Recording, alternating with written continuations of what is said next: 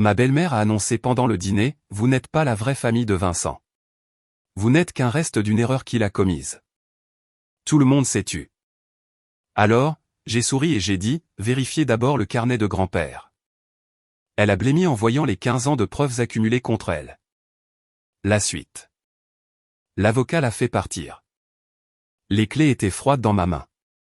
Des clés immobilières, 2 d'entre elles sur un simple anneau en métal, attachées à un document avec mon nom imprimé en haut à l'encre noire et nette. Sloan Mérite, unique bénéficiaire. Je me tenais sur le porche d'une maison dans le quartier de Kenwood à Minneapolis, une maison de style craftsman de 3 étages avec des parquets en chêne et un porche qui en faisait le tour, dans laquelle mon grand-père avait vécu pendant 40 ans. La maison dont Ranata m'avait dit plus d'une fois qu'elle n'appartiendrait jamais à quelqu'un comme moi. Je pouvais entendre sa voix d'il y a 18 ans comme si c'était hier. Tu n'es pas la vraie famille de Vincent. Tu n'es qu'un reste d'une erreur qu'il a commise. Elle l'avait dit pendant le dîner, devant tout le monde. J'avais 11 ans.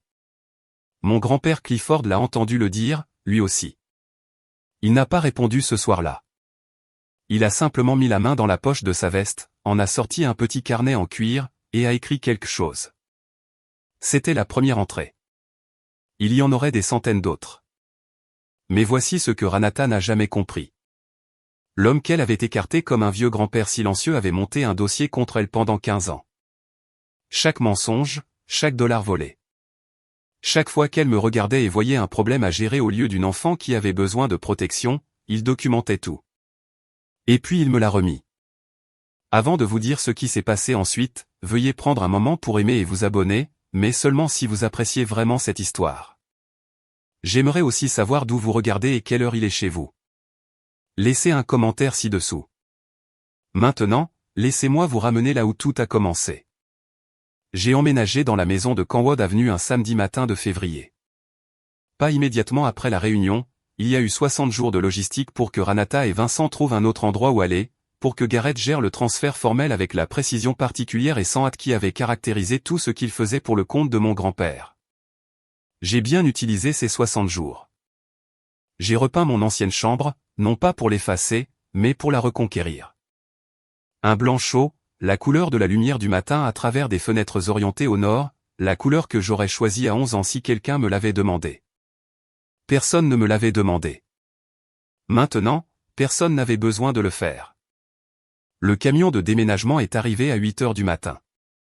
Liam conduisait le camion de location. Priya est venue aider et a passé la majeure partie de la journée à réorganiser ma cuisine avec une minutie qui suggérait qu'elle attendait cette occasion depuis des années.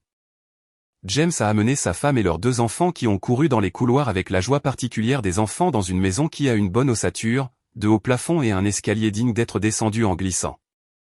Je me suis tenu à l'entrée du salon, je les ai regardés et j'ai ressenti quelque chose. Je n'avais pas de mots immédiats pour le décrire, quelque chose entre la gratitude et le deuil, et la douleur particulière d'arriver quelque part où vous auriez dû être depuis le début.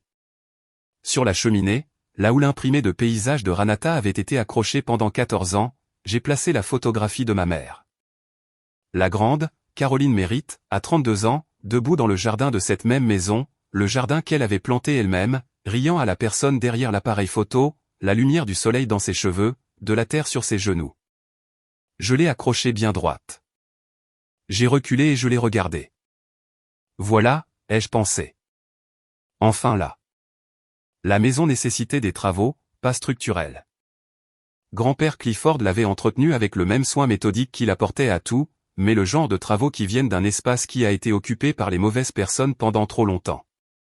Le goût de Ranata était partout, dans les suspensions, les comptoirs en marbre et le mur de paysage qui avait remplacé chaque photographie de toute personne qui comptait. J'ai procédé lentement, une pièce à la fois, une décision à la fois. J'ai gardé ce qui valait la peine d'être gardé, les bibliothèques encastrées dans le bureau que grand-père Clifford avait installé dans les années 1980, les larges planchers de chêne qui étaient là depuis que mon père était enfant. Le porche qui faisait le tour de la maison où je m'étais assise les soirs d'été quand j'étais petite et regardais le quartier devenir silencieux. J'ai remplacé ce qui devait être remplacé, non pas en réaction à Ranata, mais en réponse à moi-même. À la personne que j'étais devenue en 29 ans à construire une vie dans les marges de l'arrangement de quelqu'un d'autre. Liam avait des opinions sur la cuisine, de bonnes opinions en fin de compte. Nous nous sommes agréablement disputés à propos de la quincaillerie des armoires pendant 3 semaines et avons atteint un compromis meilleur que nos 2 positions initiales. C'était, j'en étais venu à le comprendre, la qualité particulière d'un bon partenariat. Le résultat est constamment meilleur que ce que chaque personne aurait obtenu seule. Il m'a demandé en mariage dans le bureau. Pas avec une mise en scène élaborée, juste un soir au début du printemps, nous 2 au bureau en train de passer en revue des dessins pour un projet sur lequel je soumissionnais, la pièce sentant le café et les vieux livres. Il a posé une petite boîte sur mes plans. Je l'ai regardé, puis je l'ai regardé. Je porte ça depuis 4 mois, a-t-il dit. J'attendais le bon moment, et puis j'ai réalisé que le bon moment, c'est n'importe quel moment qui est honnête. J'ai ouvert la boîte. Oui, ai-je dit avant qu'il ne puisse dire un autre mot. Évidemment, oui. Il a ri. J'ai ri. Les parquets en chêne craquaient comme ils l'avaient toujours fait, et le bureau sentait le café. Et dehors, par la fenêtre, le chêne dans le jardin avant faisait ce que les chênes font en avril à Minneapolis, s'engageant lentement, délibérément dans la saison. Vincent a appelé le dimanche suivant. Il appelait tous les dimanches depuis 4 mois à ce moment-là, non pas les appels prudents et abrégés d'avant, mais des appels plus longs avec plus de silence, le silence d'un homme apprenant à s'asseoir avec l'inconfort au lieu de le combler par la déviation. Il voyait une thérapeute, une femme à Saint-Paul, dont il avait mentionné le nom 2 fois, dont il décrivait la méthodologie avec la qualité légèrement stupéfaite de quelqu'un qui rencontre l'honnêteté pour la première fois et la trouve étonnamment survivable. Je lui ai parlé des fiançailles. Il est resté silencieux un moment, puis sa voix a fait quelque chose que je n'avais pas entendu depuis que j'étais très jeune, elle s'est brisée. Pas de façon dramatique. Juste sur les bords, comme du vieux bois qui cède légèrement sous la pression sans se rompre entièrement. Je suis heureux pour toi, Sloan, a-t-il dit. Je suis tellement content. Merci, papa. Il s'est arrêté, a recommencé. J'ai pensé à la cérémonie de remise des prix quand tu avais 14 ans, le concours de design. Je n'ai rien dit. Je l'ai laissé continuer. Ton grand-père m'en a parlé des années plus tard. Il m'a dit qu'il était le seul là-bas, qu'il s'est levé seul dans une foule assise. Sa voix était prudente, délibérée, la voix d'un homme choisissant chaque mot avec le poids total de sa signification. J'ai pensé à cette image presque tous les jours ces 4 derniers mois. Toi traversant cette scène, lui se levant seul. Il suffisait, ai-je dit.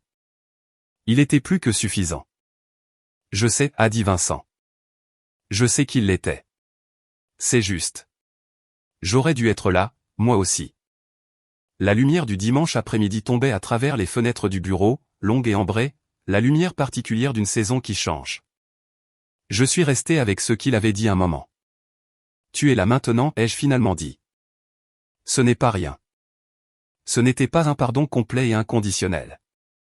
Je n'étais pas sûr que c'était ce dont l'un ou l'autre de nous avait besoin. Ce que c'était un bilan précis et honnête de notre situation et de ce qui était possible à partir de là si nous étions tous les 2 prêts à faire le travail pour y arriver.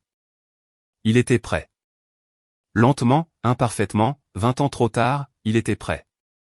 C'était quelque chose que je choisissais d'accepter comme un début. Ranata et Vincent s'étaient séparés 3 mois après la réunion au bureau de Garrett. J'ai appris cela de Patricia Hay, la tante de Vincent, qui était devenue quelque chose d'inattendu dans les mois qui ont suivi la lecture, une présence stable et chaleureuse dans ma vie. Une femme qui avait connu ma mère et qui parlait d'elle avec l'affection facile de quelqu'un qui l'avait sincèrement aimée. Elle appelait toutes les quelques semaines. Elle a envoyé des fleurs quand j'ai emménagé dans la maison. Elle était, je me suis rendu compte, la famille à laquelle j'avais toujours été adjacente sans jamais être tout à fait autorisée à y entrer. Ranata avait déménagé à Chicago où Cassidy vivait. Je n'avais aucune autre information à ce sujet et n'en cherchais aucune. Cassidy avait envoyé un email une fois, un long email soigneusement écrit qui reconnaissait sans excuser et s'excusait sans jouer la comédie. C'était la communication la plus honnête que j'ai jamais reçue d'elle. Je l'ai lu 3 fois. J'ai répondu par un seul paragraphe. Pas chaleureux exactement, mais pas fermé. Une porte laissée légèrement ouverte, non pas parce que j'étais certaine qu'elle le méritait, mais parce que la certitude n'avait jamais été le critère auquel je me tenais. La possibilité suffisait. Preston ne m'avait pas contacté. Je ne m'attendais pas à ce qu'il le fasse. Certaines personnes trouvent le chemin de la responsabilité, et d'autres non, et ce n'est pas votre travail d'attendre à la porte qu'elle se décide. J'ai relu la lettre de grand-père Clifford une fois de plus le soir du jour où nous avons emménagé, assise sur les marches du porche alors que la lumière baissait, le quartier s'installant dans ses bruits du soir. Le chêne faisant son travail lent et patient au-dessus de moi. La maison n'est que du bois et des murs, mais c'est ton bois et tes murs. Ça l'a toujours été. J'ai plié la lettre soigneusement et l'ai tenue à deux mains. Il avait passé 15 ans à observer, à documenter, à préparer le terrain avec la patience d'un homme qui comprenait que la justice nécessite parfois une très longue piste de décollage. Il n'a jamais pu me voir franchir cette porte avec mes propres clés. Mais il savait que je le ferais. Il l'a dit. Il l'a écrit. Te connaissant, je suis certain que tu le feras. Le soir était froid et clair et entièrement honnête. Le genre de nuit que Minneapolis fabrique en février quand elle n'a rien à s'excuser et le sait. Liam est venu s'asseoir à côté de moi sur les marches du porche, assez près pour que nos épaules se touchent, et m'a tendu une tasse de thé sans un mot. Nous sommes restés là alors que la dernière lumière s'éteignait. J'avais 29 ans. J'étais assise sur le porche d'une maison qui avait toujours été la mienne, à côté d'une personne qui m'avait choisi pleinement et sans réserve, tenant une lettre d'un homme qui m'avait vu clairement depuis le début. Je n'étais pas invisible. Je n'avais jamais été invisible. J'attendais simplement que le terrain soit préparé. Il était prêt maintenant. Vous n'avez pas besoin que tout le monde voie votre valeur. Vous avez juste besoin d'une personne qui refuse de détourner le regard. Et si personne ne le fait, vous pouvez être cette personne pour vous-même, parce que votre valeur n'a jamais été déterminée par qui la reconnaissait. Elle a toujours été la vôtre. Elle l'a toujours été. Merci beaucoup d'être resté avec moi jusqu'à la fin. Si cette histoire a résonné en vous, veuillez cliquer sur le bouton j'aime et vous abonner. J'aimerais avoir de vos nouvelles. Avez-vous déjà dû établir une limite avec votre famille? Comment cela a-t-il changé votre vie? Laissez vos pensées dans les commentaires.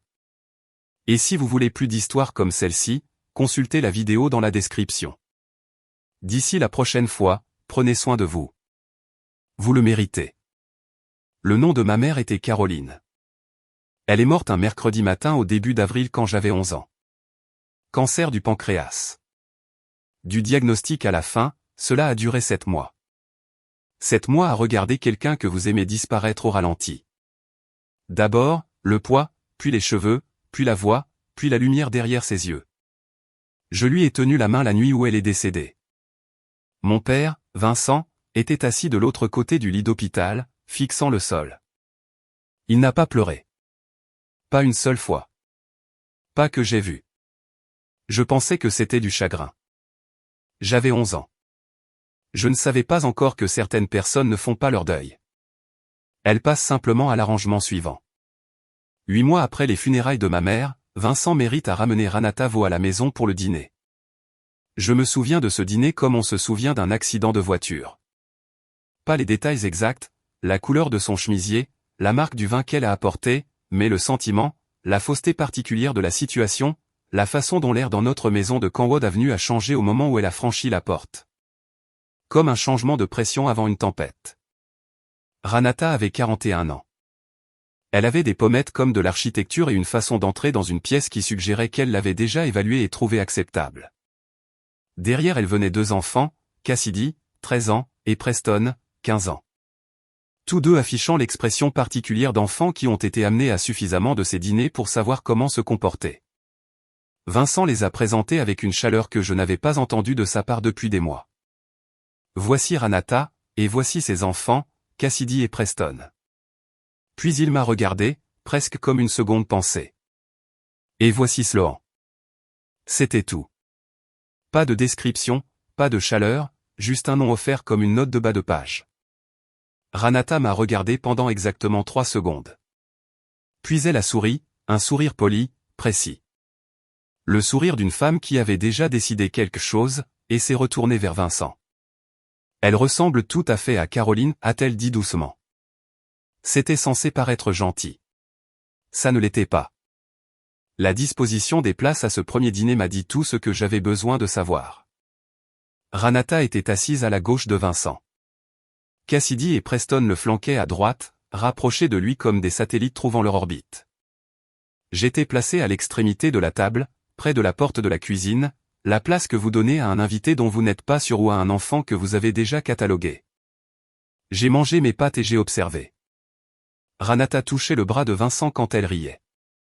Elle a interrogé Preston sur sa saison de baseball avec la concentration de quelqu'un qui avait mémorisé les détails spécifiquement pour les déployer ici.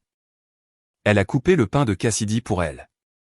Cassidy avait 13 ans, tout à fait capable de couper son propre pain, et l'a fait avec une tendresse si pratiquée qu'elle paraissait presque réelle. Elle ne m'a pas posé une seule question. Pas une. Ni ma classe à l'école, ni ma matière préférée, ni si j'avais assez mangé. Pendant tout le dîner, j'étais aussi présente et aussi invisible que la chaise sur laquelle j'étais assise. Grand-père Clifford est arrivé pour le dessert. Il habitait à 20 minutes de là, dans la même maison de style craftsman sur Canwood qu'il possédait depuis avant la naissance de mon père. Il est entré avec une tarte de la boulangerie de l'Extreet et s'est arrêté à la porte, observant la scène, la nouvelle femme, les nouveaux enfants, sa petite fille à l'autre bout de la table. Il n'a rien dit. Il m'a juste regardé. Je l'ai regardé en retour. Il a tiré la chaise à côté de moi et s'est assis. Ranata et Vincent se sont mariés 11 mois plus tard, une petite cérémonie, 40 invités dans un lieu du North Slope. Je portais une robe que ma tante m'avait achetée parce que Vincent avait oublié de s'en occuper. Je suis resté au dernier rang des photos de famille et j'ai été coupé de celle qui a fini sur leur cheminée. Je l'ai remarqué. Je n'ai rien dit. C'était la première leçon que la maison de Ranata m'a apprise. Remarquer était permis. Parler ne l'était pas. Les changements sont venus progressivement, comme les dégâts des eaux. On ne les voit pas arriver. On lève juste les yeux un jour et le plafond est différent. Dans les 6 mois suivant le mariage, les photographies de ma mère avaient été retirées du salon. Pas tout en même temps. Cela aurait été trop évident, même pour Ranata. D'abord, la grande au-dessus de la cheminée, remplacée par un imprimé de paysage que RN a qualifié de plus neutre. Puis celle sur l'étagère, puis la petite photo encadrée sur la table du couloir que je passais tous les matins en allant à l'école. Je les ai déplacées dans ma chambre. Toutes sans exception. Ranata ne l'a jamais reconnue. Elle n'en avait pas besoin. Le message avait déjà été reçu. La maison de Canwood Avenue avait 4 chambres. La mienne était la plus petite, celle au bout du couloir avec la seule fenêtre qui donnait sur la clôture du voisin. J'y avais vécu depuis l'âge de 3 ans. Je connaissais chaque son qu'elle faisait, chaque courant d'air, le craquement particulier de la 3e lame de plancher près du placard.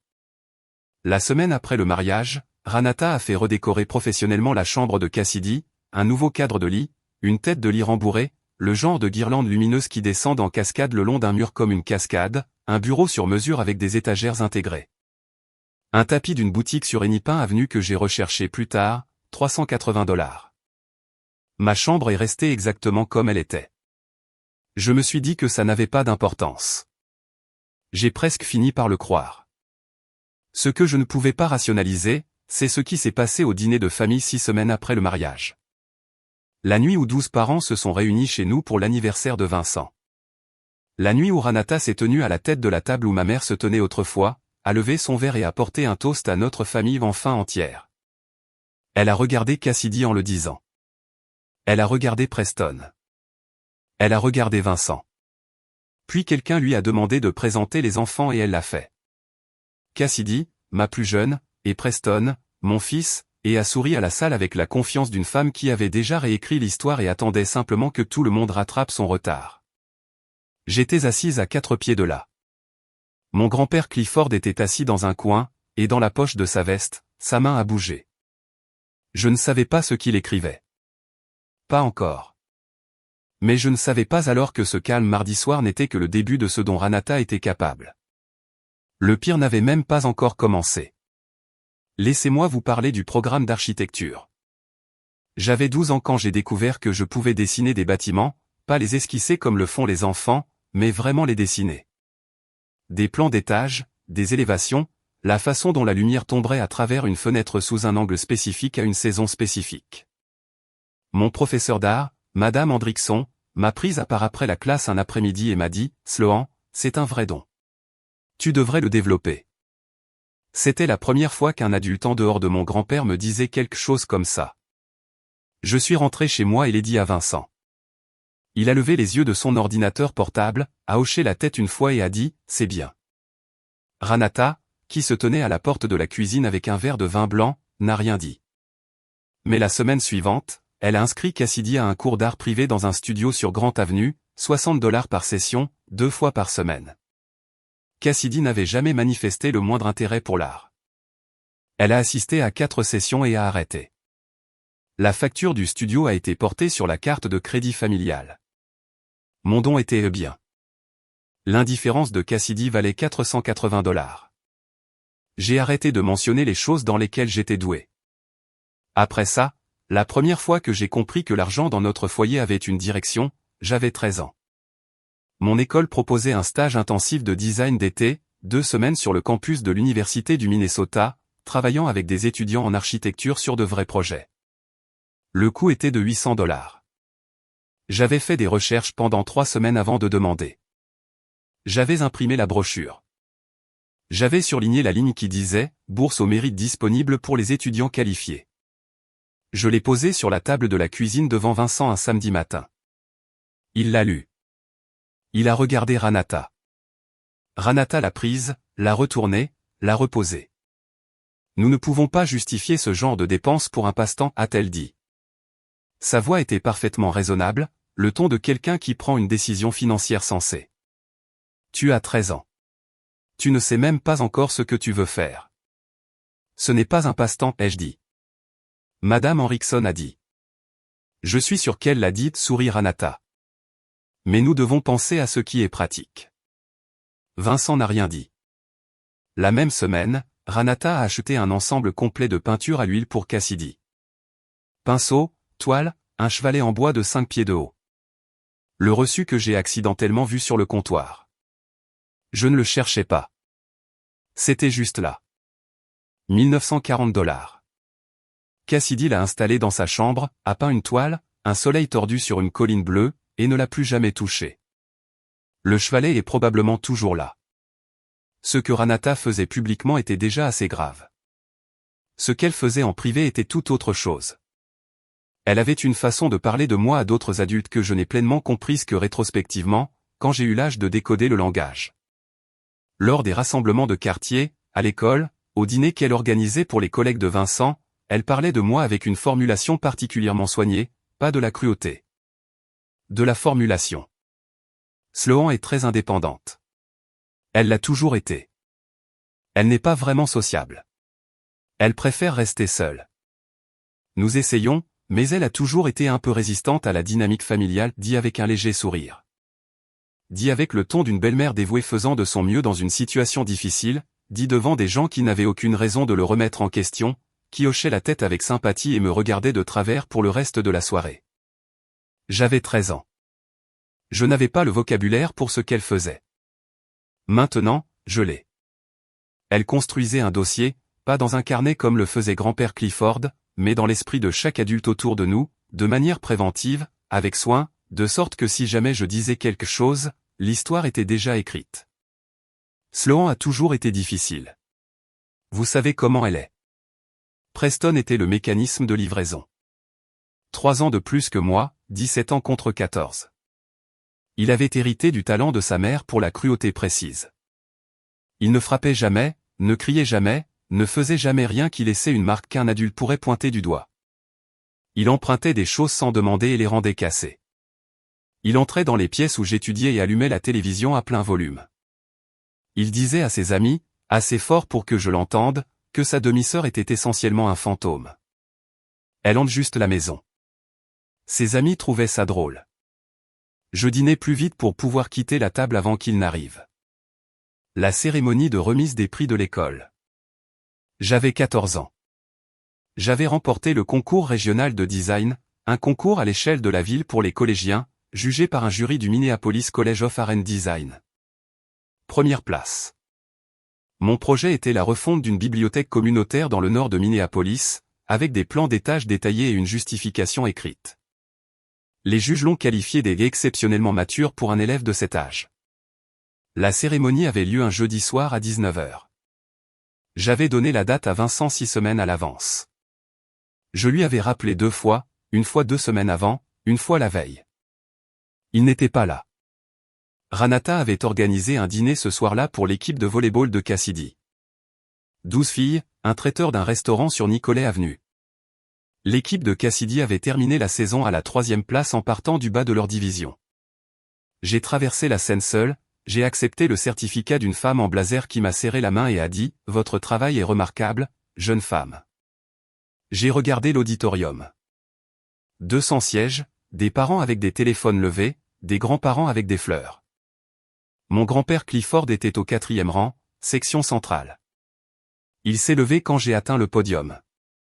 Juste lui, seul dans son manteau de laine gris, debout dans une foule assise, applaudissant avec la constance délibérée d'un homme qui voulait faire passer un message. Après la cérémonie, il m'a emmené au restaurant sur Lake Street. Il a commandé un café. J'ai commandé un chocolat chaud. Il a posé le certificat à plat sur la table entre nous et l'a regardé pendant un long moment. « Tu as fait ça » a-t-il dit. « Personne ne t'a aidé. Personne n'a payé pour un cours ou ne t'a acheté un chevalet. Tu as fait ça toute seule. » Je ne savais pas quoi dire. « Je veux que tu te souviennes de ça » a-t-il dit. « De ce que tu ressens en ce moment, assise ici. Souviens-t'en exactement. » Il a mis la main dans la poche de sa veste. Il a écrit quelque chose dans le petit carnet en cuir, une date, je pense, et quelques mots. Il ne m'a pas montré ce qu'il avait écrit. Il a rangé le carnet et a pris son café. « Comment est le chocolat chaud » a-t-il demandé. « Bon, ai-je dit. Nous sommes restés là jusqu'à la fermeture du restaurant. Je me suis dit que la cérémonie de remise des prix était un événement unique, un conflit d'horaires, un oubli. Puis ma remise de diplôme de 8e année est arrivée et passée, avec Vincent arrivant 20 minutes après la fin de la cérémonie. Embouteillage sur la 35 watts. Je suis désolé, gamine. Tandis que Ranata était photographiée le même après-midi au banquet de fin d'année de volley-ball de Cassidy, un corsage à son poignet, rayonnante au premier rang. J'ai gardé le programme de la remise des diplômes, je l'ai plié en petit et je l'ai mis dans la boîte sous mon lit où je gardais les choses qui comptaient. La photographie de ma mère, le certificat du concours de design, une carte d'anniversaire de grand-père Clifford avec $20 glissés à l'intérieur et une note qui disait « Pour quelque chose qui est juste pour toi ». La boîte devenait plus lourde chaque année. Je ne le savais pas alors, mais grand-père Clifford tenait son propre registre. Et contrairement au mien, le sien allait compter. Le pire n'était pas ce qui s'était déjà passé. Le pire, c'était ce que j'étais sur le point de découvrir, quelque chose que Ranata avait fait dans l'ombre des années avant que je sois assez grande pour voir. Ma mère m'avait laissé de l'argent. Je ne l'ai su qu'à 17 ans. Et la façon dont je l'ai découvert ne venait pas de Vincent, ni d'un avocat, ni de l'une des personnes qui auraient dû me le dire des années plus tôt.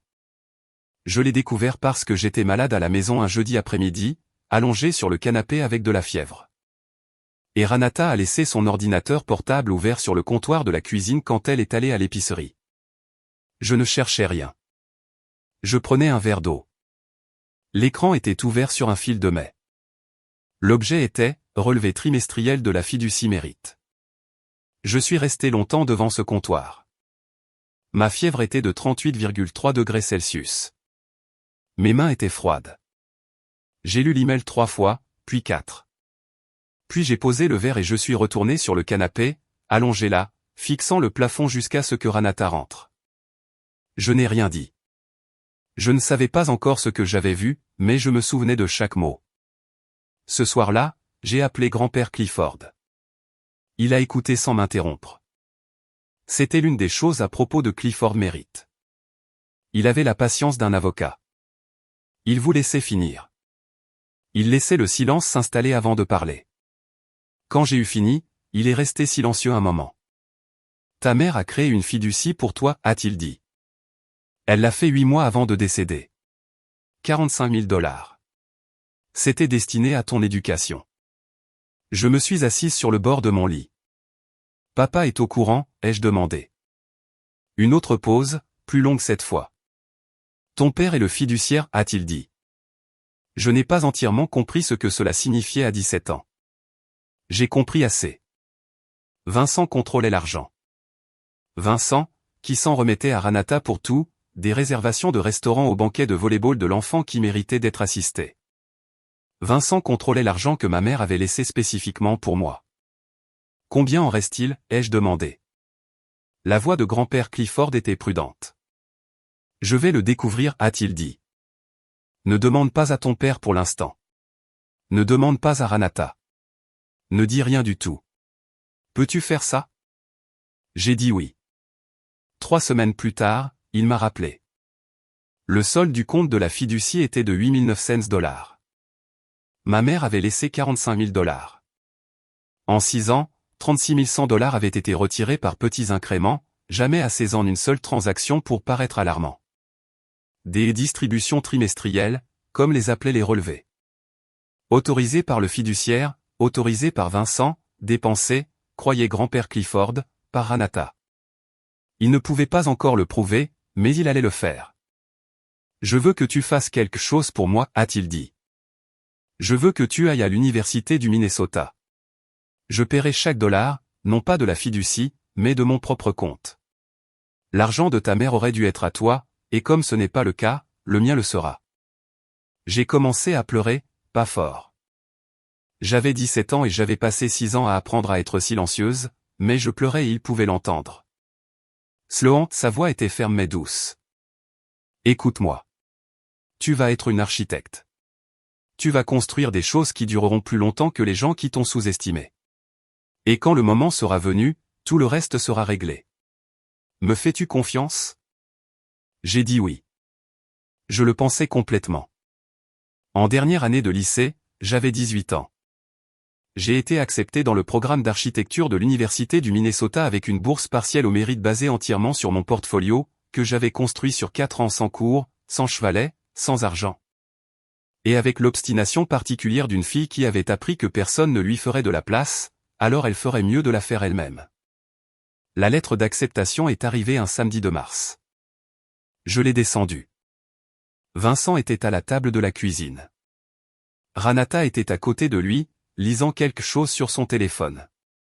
Cassidy était sur le canapé. Preston n'était nulle part où je pouvais le voir. J'ai posé la lettre sur la table. Vincent l'a lue. Son visage a fait quelque chose de compliqué. Une lueur de quelque chose qui aurait pu être de la fierté, suivie immédiatement d'un regard de côté vers Ranata. Ranata a pris la lettre. L'a lue. L'a reposée. Alors, tu restes à Minneapolis, a-t-elle dit. Pas félicitations. Pas je suis fier de toi. Pas même une question sur le programme ou la bourse ou ce que je voulais en faire. Alors, tu restes à Minneapolis. Comme si la chose la plus notable à propos de mon acceptation dans l'un des meilleurs programmes d'architecture du Midwest était son inconvénient géographique pour elle. Vincent a dit, c'est super, Sloan. Il l'a dit comme on dirait, le temps a l'air beau, précis, banal, ne nécessitant aucun engagement supplémentaire. Cassidy a levé les yeux du canapé. Cool, a-t-elle dit, et est retournée à son téléphone. J'ai pris la lettre, l'ai repliée dans l'enveloppe et suis monté. Cet après-midi-là, j'ai appelé grand-père Clifford. Il a répondu à la première sonnerie. Je lui ai lu la lettre à voix haute. Chaque mot, de l'entête à la signature en bas. Quand j'ai eu fini, il est resté silencieux pendant exactement 4 secondes. Puis il a dit, je le savais. Je le savais depuis que tu avais 12 ans. Nous avons parlé pendant 2 heures.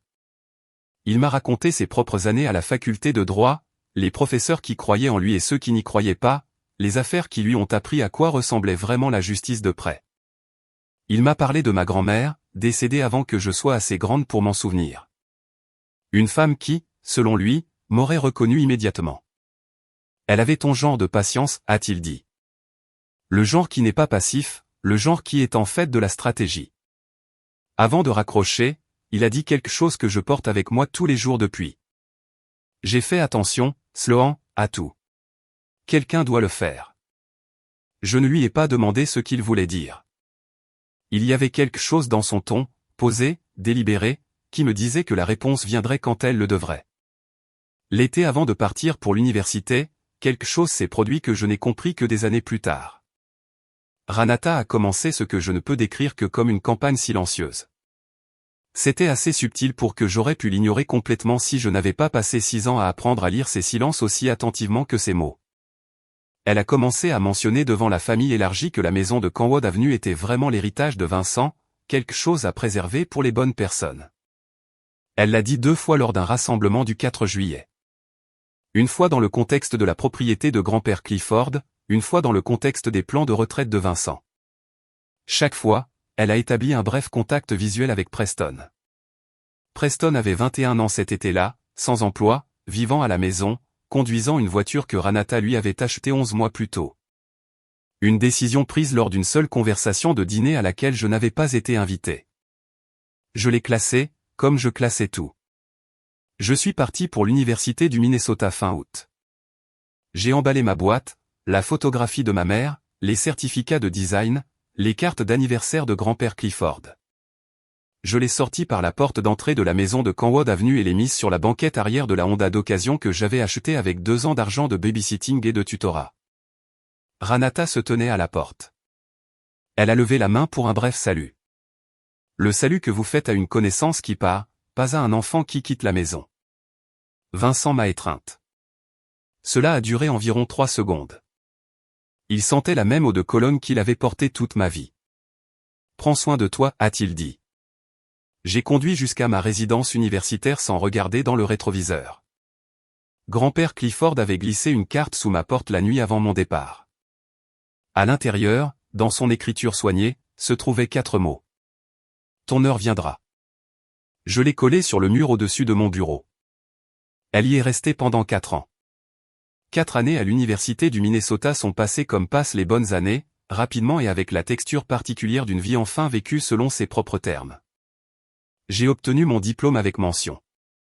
Mon projet de thèse, un centre communautaire à usage mixte conçu pour un quartier défavorisé du nord de Minneapolis avec un espace vert intégré et un jardin d'apprentissage sur le toit, a été sélectionné pour la vitrine annuelle de l'université. 3 professeurs que je respectais profondément m'ont serré la main par la suite et ont utilisé des mots comme rigoureux, humain et exactement ce que l'architecture devrait faire. J'ai accepté un poste chez Arlo & Associates, une entreprise de taille moyenne au centre-ville de Minneapolis, connue pour ses projets civiques et culturels, avec un salaire de départ de $62 000 par an. Mon propre bureau, mon nom sur la porte, une équipe de projet qui demandait mon avis lors des réunions et qui l'utilisait ensuite. J'ai appelé grand-père Clifford depuis le parking après avoir signé la lettre d'offre. Arlo, a-t-il dit, et je pouvais entendre le sourire dans sa voix. Bonne entreprise, bonne personne. Tu t'en sortiras bien là-bas. Je ne l'ai pas encore dit à papa, ai-je dit. Un temps de silence. Tu n'as pas à le faire, a-t-il dit. Mais tu peux si tu veux. J'ai prévenu Vincent par SMS. Il a répondu 2 heures plus tard avec « Félicitations. Fier de toi. » Ranata n'a pas répondu du tout. Je ne m'attendais pas à ce qu'elle le fasse. Les 2 premières années chez Arlo ont été les plus calmes de ma vie d'adulte, de la meilleure façon possible. J'ai loué un appartement d'une chambre dans le North Slope, au 3e étage, avec des fenêtres orientées à l'est, la lumière du matin tombant sur la table à dessin que j'avais installée près du mur. J'ai acheté des meubles lentement, une pièce à la fois, chacune choisie parce que je la voulais vraiment, pas parce que c'était ce que quelqu'un d'autre avait décidé que je méritais. J'ai eu des amis pour la première fois de ma vie. De vrais amis, des gens qui me connaissaient sans connaître ma famille, qui n'avaient aucun contexte pour la fille qui s'asseyait au bout de la table, près de la porte de la cuisine. Mon amie la plus proche était une ingénieure en structure nommée Priya, qui riait trop fort de ses propres blagues et apportait de la nourriture faite maison au bureau tous les vendredis sans faute. Mon collègue James, 10 ans de plus que moi, est devenu une sorte de grand frère, le genre qui donnait des commentaires honnêtes sur vos dessins et vous disait aussi quand vous aviez des épinards entre les dents. Et il y avait Liam Okafor. Nous nous sommes rencontrés lors d'un symposium de design au printemps de ma 2e année chez Arlo. C'était un architecte paysagiste, réfléchi et sans hâte, avec la qualité particulière d'une personne qui écoute pour comprendre plutôt que pour répondre. Il m'a interrogé sur mon projet de thèse lors de notre premier rendez-vous. Pas pour faire la conversation, il l'avait réellement consulté avant. Il avait des questions sur le jardin d'apprentissage sur le toit, des questions spécifiques. J'ai parlé pendant 40 minutes sans m'arrêter. Il n'a pas vérifié son téléphone une seule fois. 6 mois plus tard, il avait une clé de mon appartement. La vie, pour la première fois, ressemblait à quelque chose que j'avais réellement construit plutôt que survécu. Puis Vincent a eu sa crise cardiaque. C'était une crise légère. C'est le mot que l'hôpital a utilisé, légère, comme si les événements cardiaques venaient en degrés de sévérité pratique. Il avait 61 ans. Il a été à l'hôpital pendant 4 jours, puis à la maison pour 3 semaines de repos surveillé. Ranata m'a appelé le matin après que c'est arrivé. Elle ne m'avait jamais appelé en premier auparavant, jamais. En 29 ans d'existence partagée, l'appel était toujours allé dans l'autre sens. De moi à elle ou de moi à Vincent, ou une chaîne de SMS qu'elle reconnaissait occasionnellement par un seul mot. Cette fois, elle m'a appelé. Première sonnerie à 7h45 du matin. Ton père a besoin de sa famille autour de lui, a-t-elle dit.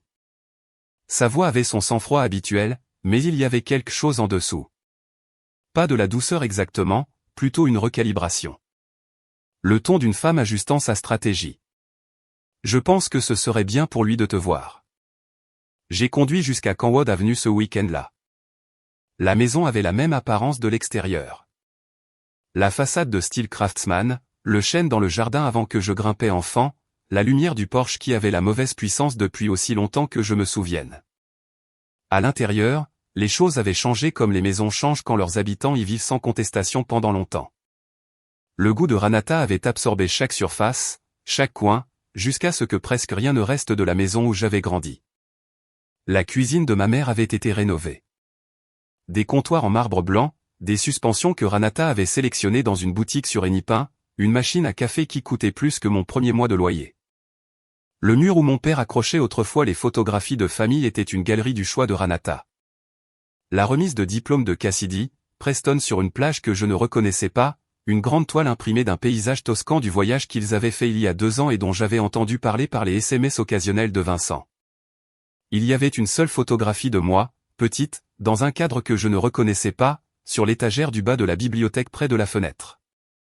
Ma photo de remise de diplôme universitaire, celle que j'avais envoyée à Vincent parce qu'il n'avait pas été là pour la cérémonie. Ranata l'avait encadrée, techniquement. Elle l'avait placée dans la pièce, techniquement. Elle faisait face au mur, légèrement inclinée, comme si elle avait été poussée là par accident et que personne ne s'était donné la peine de la redresser. Je l'ai redressée. Puis je suis allé voir mon père. Vincent paraissait plus petit que dans mon souvenir. C'est ce qui m'a frappé.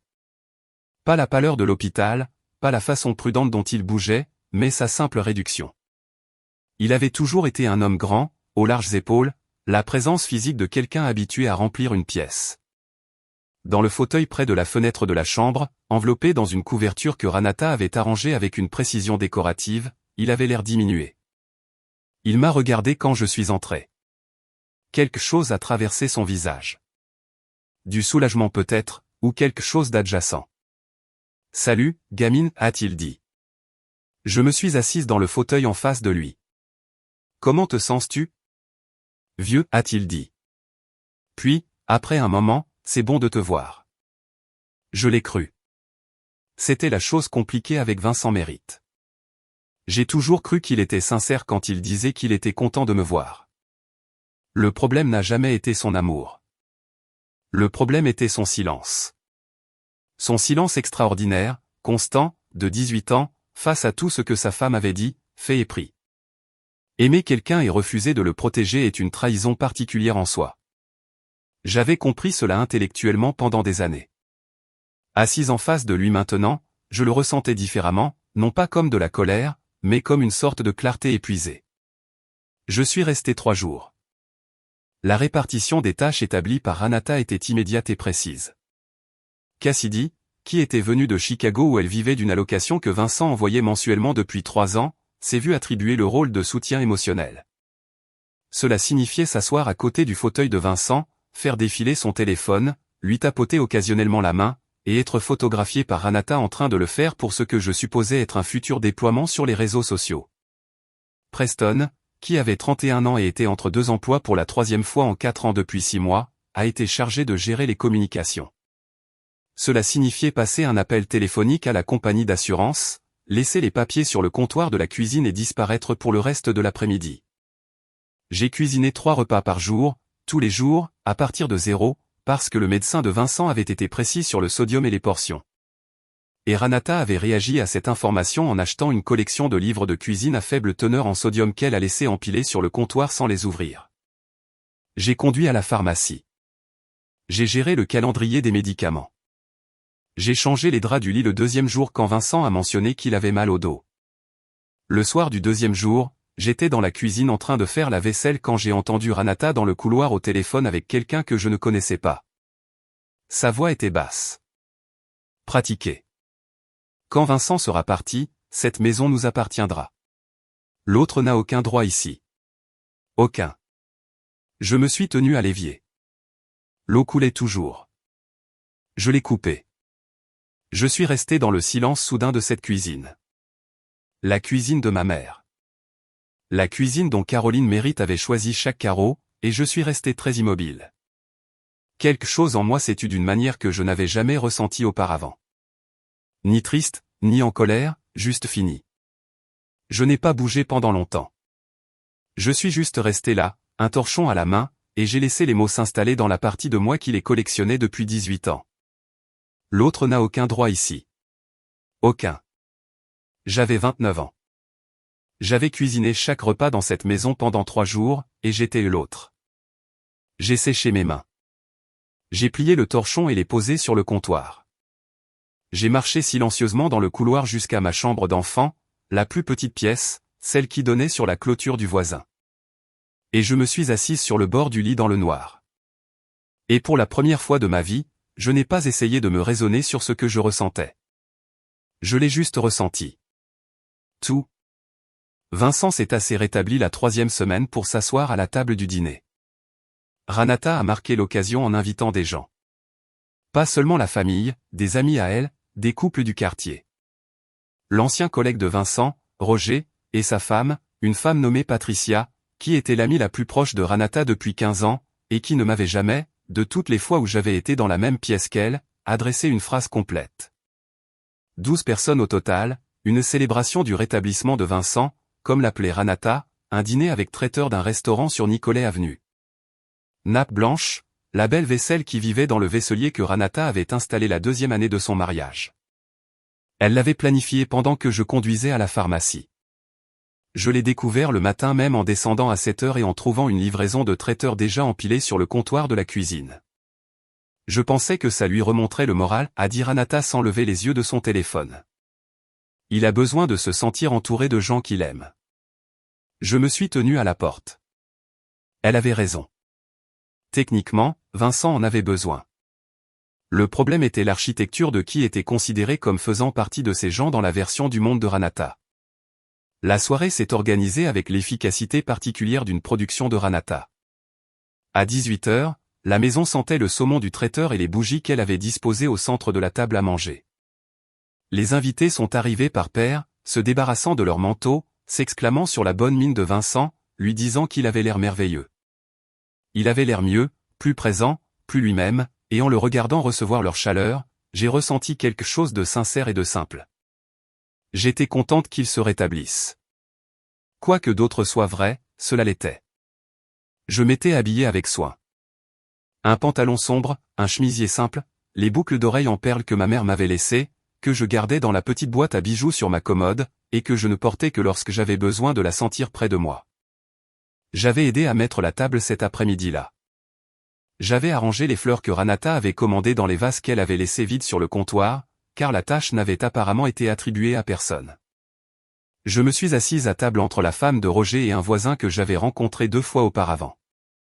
La conversation circulait autour de moi comme elle le fait dans les dîners, facile, chaleureuse, ponctuée de rire.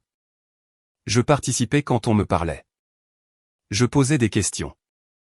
J'étais, selon toute mesure observable, présente. Ranata s'est levée à la tête de la table à 20 heures et a levé son verre. C'était son moment. J'ai reconnu la posture, le redressement particulier de la colonne vertébrale, la respiration prise juste avant de parler, le balayage de la pièce pour confirmer qu'elle l'avait. Elle l'avait. Je veux dire quelques mots, commença-t-elle.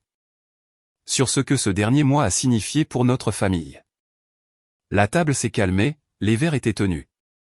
Vincent la regarda de sa chaise, son expression ouverte, reconnaissante, entièrement confiante, l'une des choses les plus difficiles que j'ai regardées ces derniers temps. Pendant cette période difficile, continua Ranata, sa voix parfaitement modulée, chaleureuse sans être excessive. Mes enfants ont été mon roc. Elle regarda Cassidy. Cassidy, qui avait passé la majorité des 3 derniers jours sur son téléphone, lui sourit en retour avec l'émotion pratiquée de quelqu'un qui avait déjà été sous ce projecteur et savait exactement comment s'y tenir. Elle regarda Preston. Preston leva le menton dans un petit signe de tête, le geste d'un homme recevant un crédit qu'il n'avait pas mérité, mais dont il avait depuis longtemps cessé de remettre en question son droit. Ils ont été là quand c'était important, a dit Ranata. Ils ont répondu présent, et je suis si reconnaissante. Applaudissements de la table, chaleureux, sincères, dirigés vers Cassidy et Preston, qui les ont reçus avec grâce. Puis Ranata m'a regardé. La pause a duré moins d'1 seconde. La plupart des gens ne l'auraient pas remarqué. Je l'ai remarqué. Et bien sûr, quelques autres ont aussi aidé.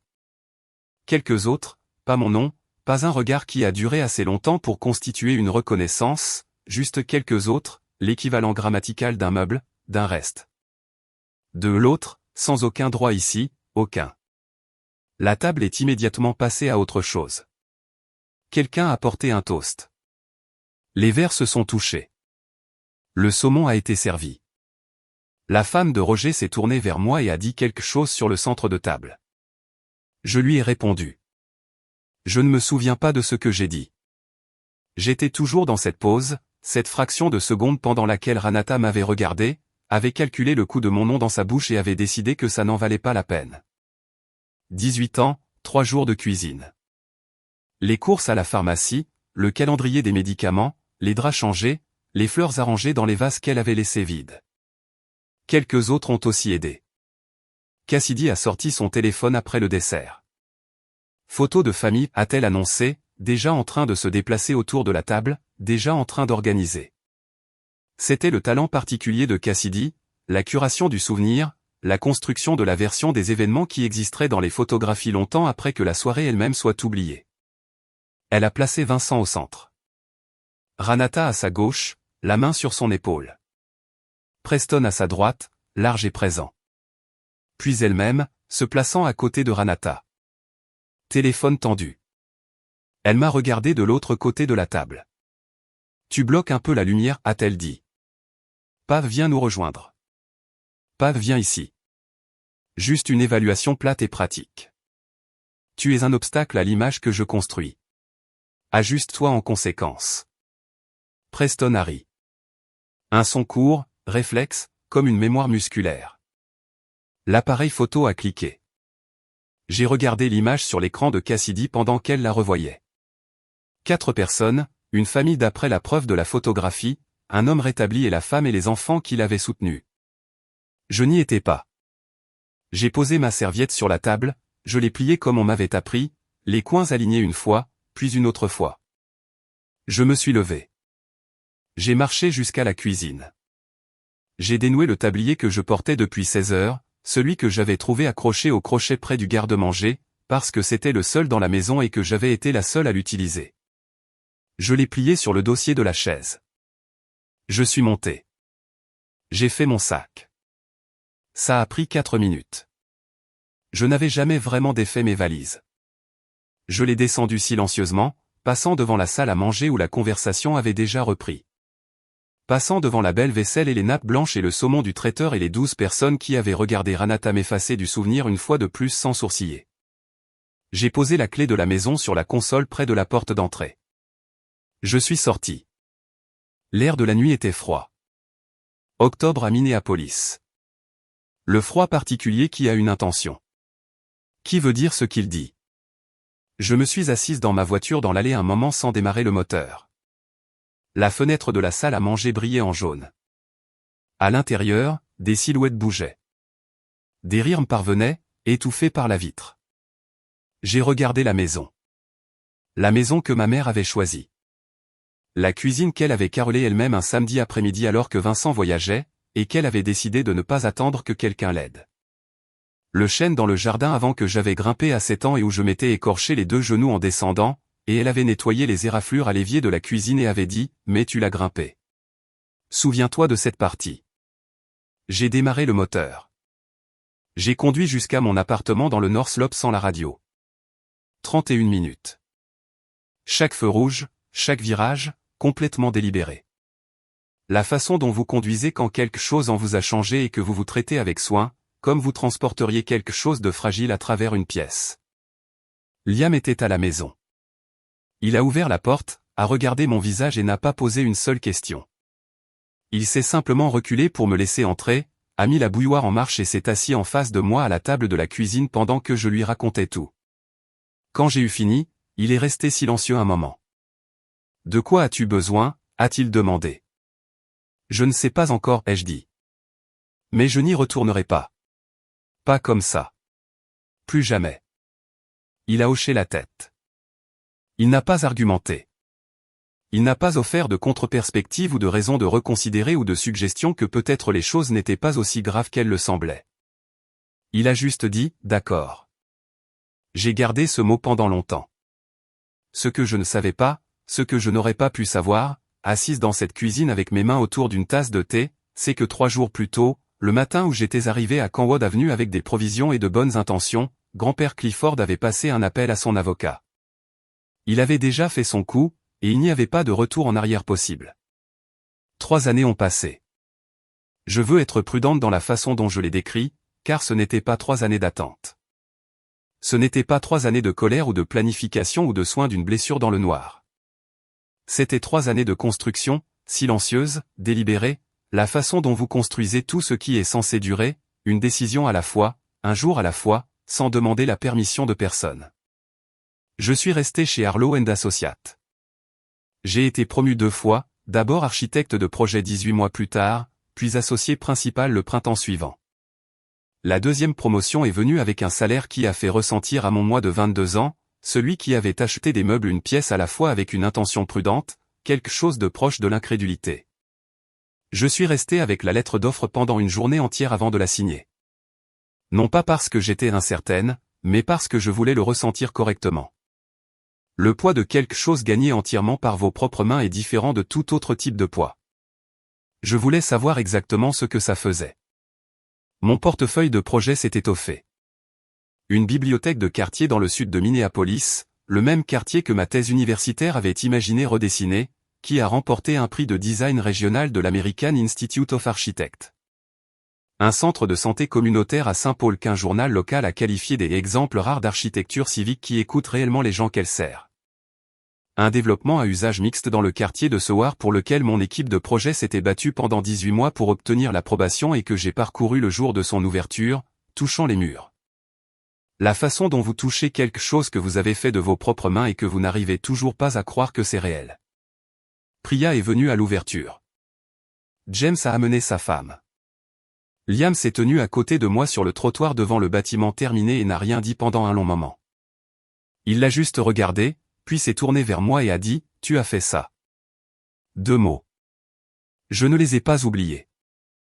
La distance de Canwood Avenue a fait ce que la distance fait quand vous lui permettez enfin de le faire. Elle a clarifié les choses.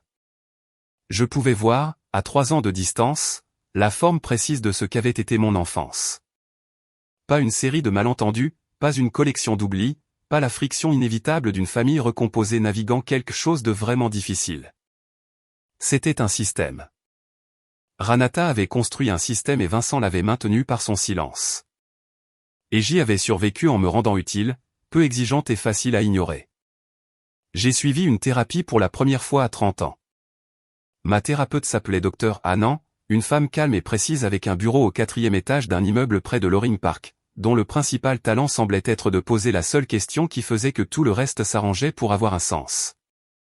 Lors de notre 3e séance, elle a dit « De quoi auriez-vous eu besoin de la part de votre père que vous n'avez jamais demandé ?»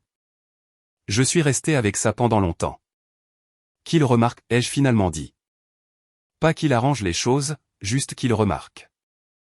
Elle a écrit quelque chose dans son carnet.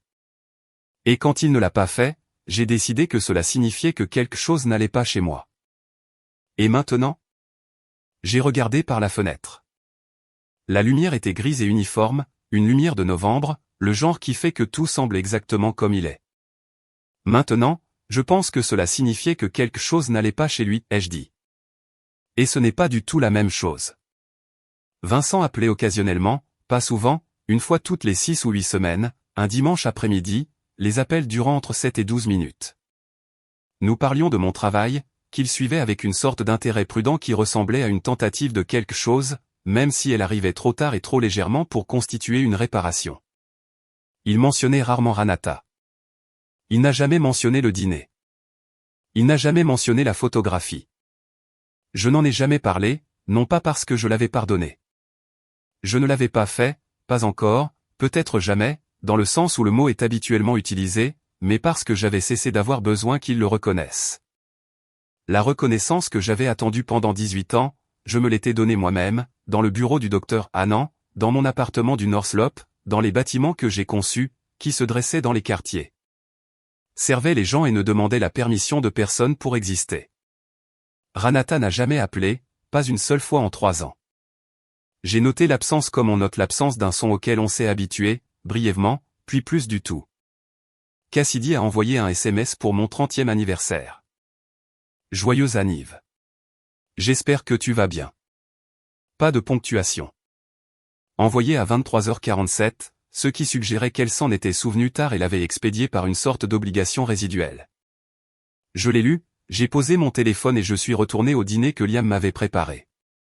Saumon avec des légumes rôtis, une bouteille de vin que nous gardions, la cuisine chaude avec la lumière particulière d'une vie qui avait été choisie avec soin et valait chaque choix. Preston n'a rien envoyé. Je n'attendais rien de Preston, et il a livré précisément cela, avec la constance qui avait toujours été sa qualité la plus fiable. Liam a emménagé la 2e année. Il a apporté sa table à dessin, 4 boîtes de livres organisées selon un système que je n'ai jamais entièrement déchiffré, et un rituel de café si spécifique et sans hâte que le premier samedi matin où je l'ai regardé l'exécuter, j'ai éclaté de rire. Il a levé les yeux sans être offensé. Le processus compte, a-t-il dit, entièrement sérieux. Je pense à cette phrase plus qu'il ne l'entendait probablement. Nous avons parlé de mariage, comme on parle de quelque chose qui est déjà décidé et dont on ne fait que régler les détails, non pas une question de si, mais de quand, et de ce à quoi cela ressemblerait. Et si nous voulions quelque chose de petit ou quelque chose qui honorait les personnes de notre vie qui méritaient d'être dans la pièce. Grand-père Clifford méritait d'être dans la pièce.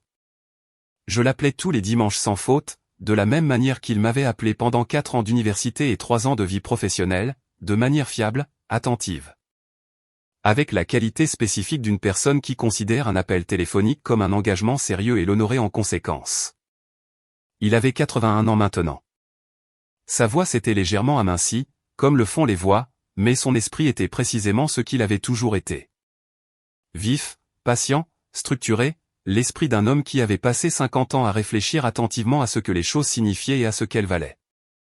Il posait des questions sur chaque projet. Il posait des questions sur Liam avec la chaleur particulière de quelqu'un qui m'avait vu apprendre lentement et avec difficulté à laisser une autre personne être vraiment proche. Il posait des questions sur mon travail avec le docteur Anand, dont je lui avais parlé parce que je lui faisais confiance avec chaque vérité de ma vie. Il n'a jamais mentionné Ranata. Il n'a jamais mentionné le carnet. Mais une fois, vers la fin d'un appel du dimanche à la fin de l'automne, il a dit quelque chose qui m'est resté. « Je veux que tu saches quelque chose, a-t-il dit. Tout ce que j'ai fait, c'était parce que tu méritais quelqu'un dans ton coin. Pas pour mener tes batailles, juste pour m'assurer que le terrain était préparé. » Quel terrain, ai-je demandé.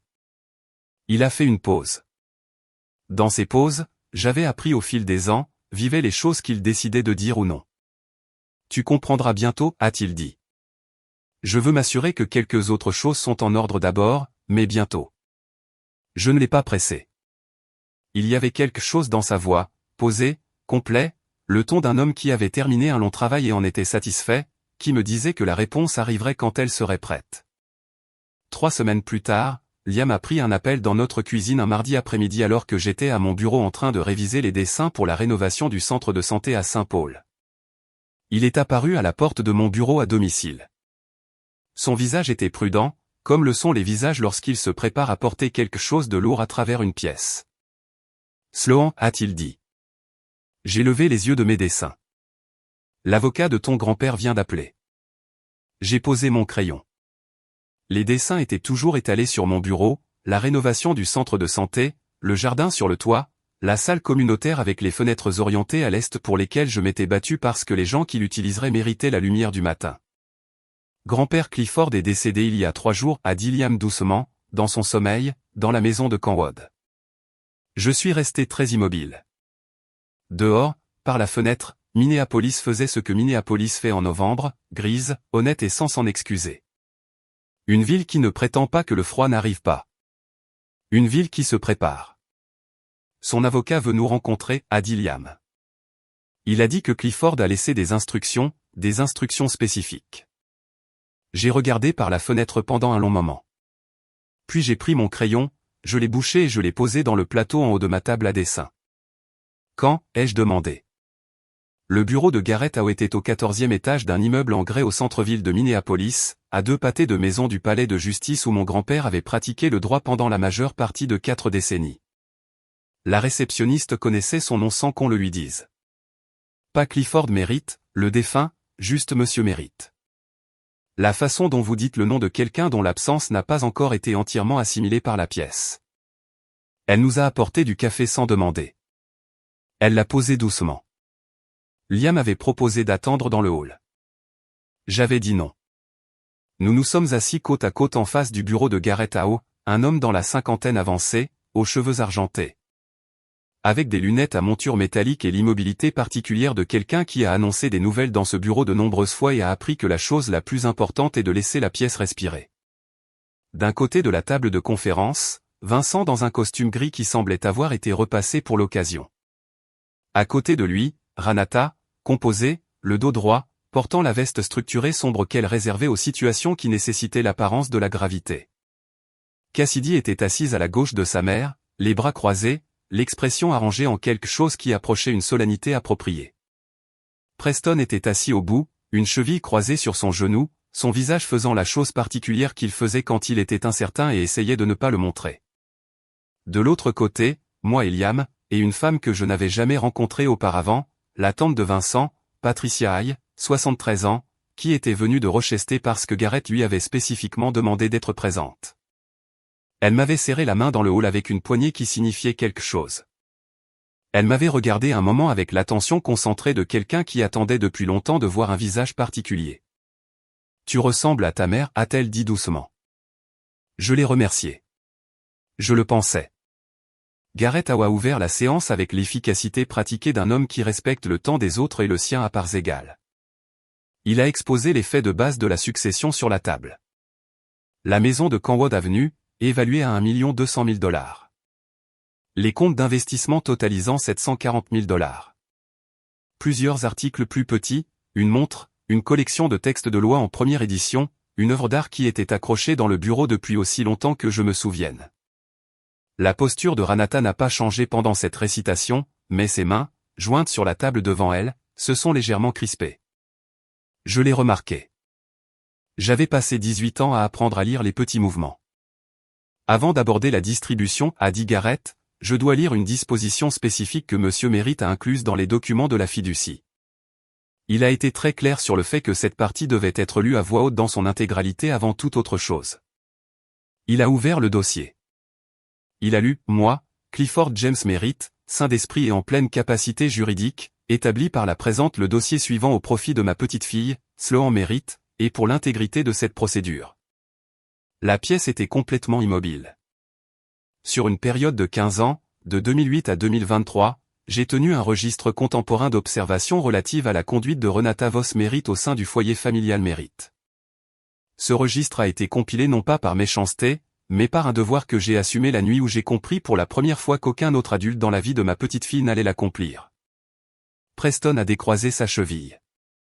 Il a posé les 2 pieds sur le sol. Le registre inclut, sans illimité, les cas documentés suivants de détournement financier de la fiducie éducative Caroline Merritt, totalisant $36 100 sur 7 ans, retirés par incrément compatible avec une intention d'éviter un examen minutieux. Les relevés bancaires, la correspondance et les registres d'autorisation du fiduciaire ont été conservés et sont joints en tant que pièces AF.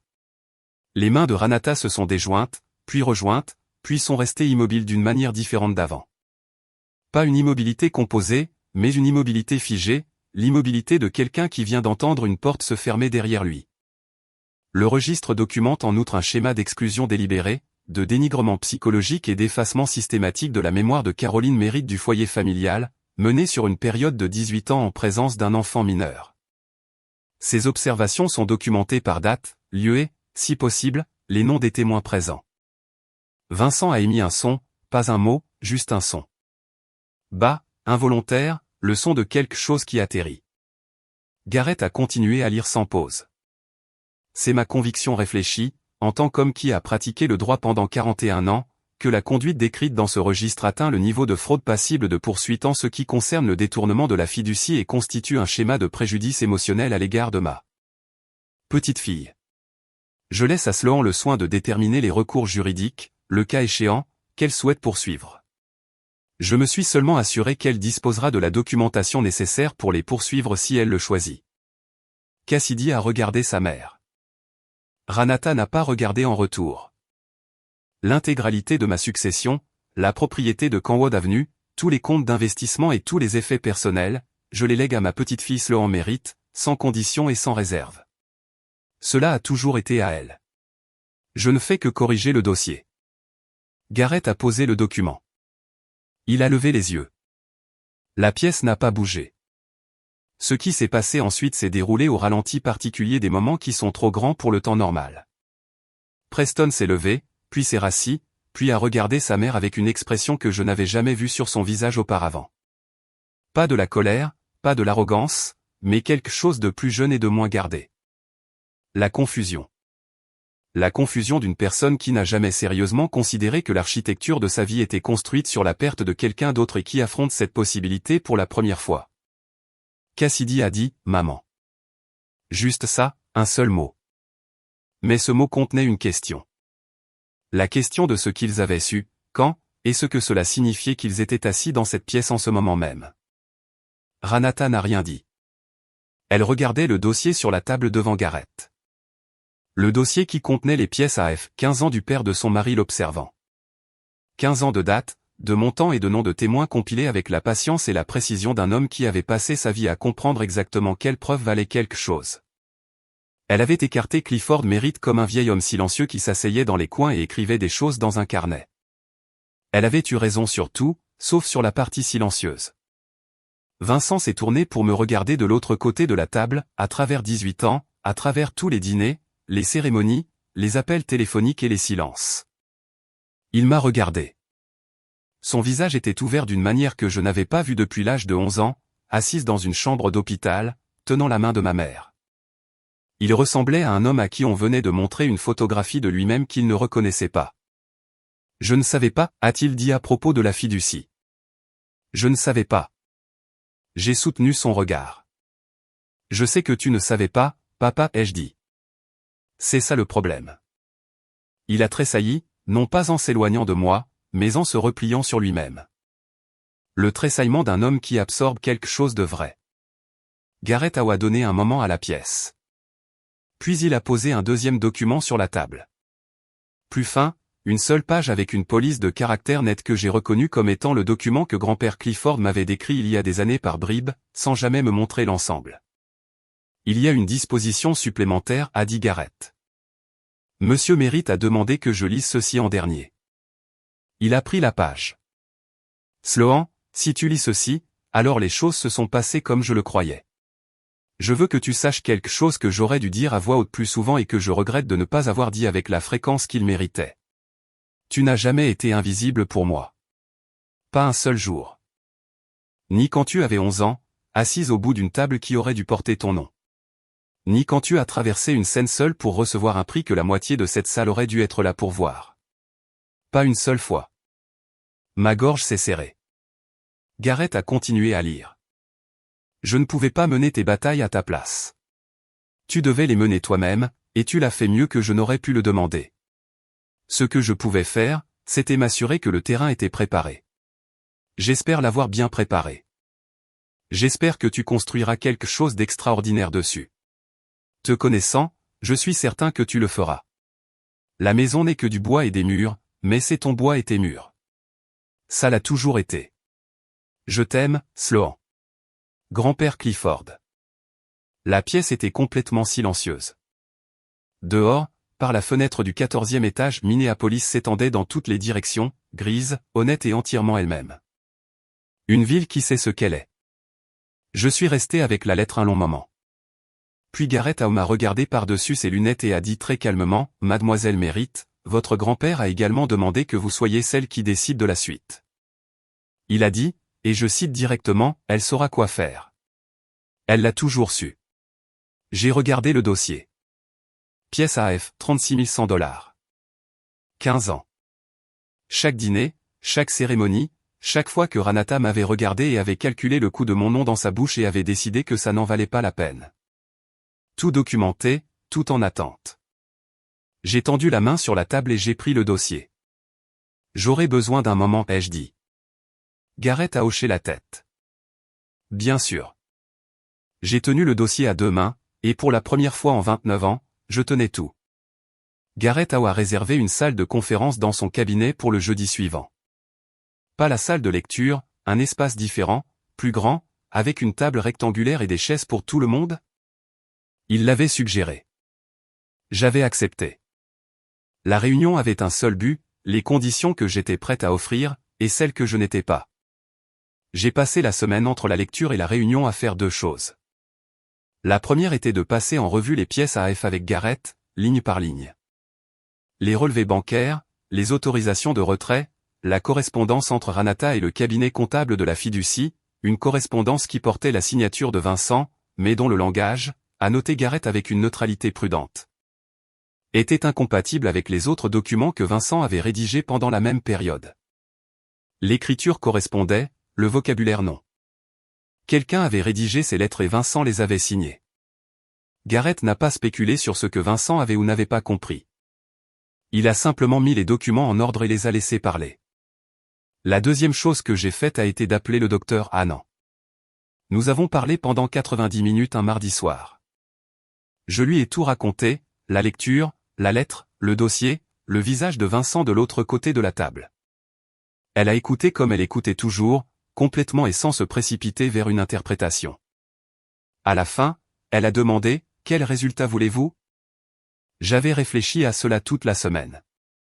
Je ne veux pas passer la prochaine année de ma vie dans un tribunal, ai-je dit. Je ne veux pas donner à Ranata une autre année de mon attention. Elle en a eu assez. Et votre père ? Je suis resté silencieuse un moment. Je veux qu'il y fasse face. Non pas pour moi, pour lui-même. Parce que s'il ne le fait pas, rien ne change. Et j'en ai fini d'être la seule à changer. Le docteur Anand a dit, cela ressemble à une limite, pas à une punition. Oui, ai-je dit. C'est exactement ça. Jeudi matin, la salle de conférence au 14e étage. Les mêmes personnes qu'avant, disposées à peu près dans la même configuration, avec la même qualité de vêtements soignés et de visage prudent que les gens portent lorsqu'ils savent que les enjeux ont changé, et qu'ils déterminent encore comment se positionner dans le nouveau paysage. Sauf que cette fois, je me suis assise à la tête de la table. Garrett m'avait demandé où je voulais m'asseoir. J'avais choisi la tête sans hésitation, non pas pour le symbolisme, bien que le symbolisme ne m'ait pas échappé, mais parce que c'était la position exacte. C'était ma réunion. La tête de la table était l'endroit où la personne qui dirigeait la réunion s'asseyait. J'ai posé le dossier sur la table devant moi. Je ne l'ai pas ouvert. J'ai regardé chaque personne à tour de rôle. Preston, qui me regardait avec une expression que je n'avais jamais vue de sa part auparavant, méfiante, incertaine, dépouillée de l'arrogance réflexe qui avait été son réglage par défaut depuis que je le connaissais. Cassidy, qui avait les mains sur ses genoux et regardait la table.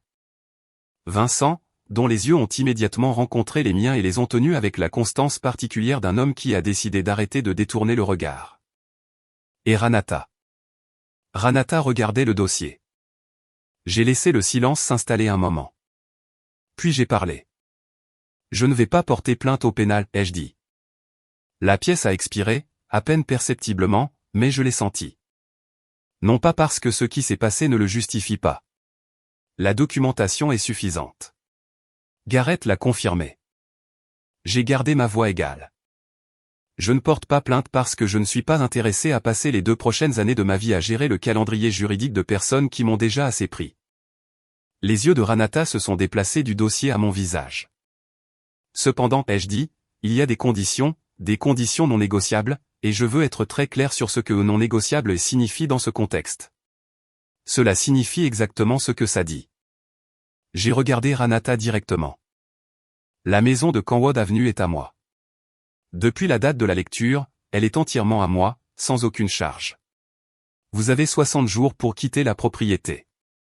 Garrett fournira la notification formelle aujourd'hui. La mâchoire de Ranata s'est crispée. Cette maison est à moi.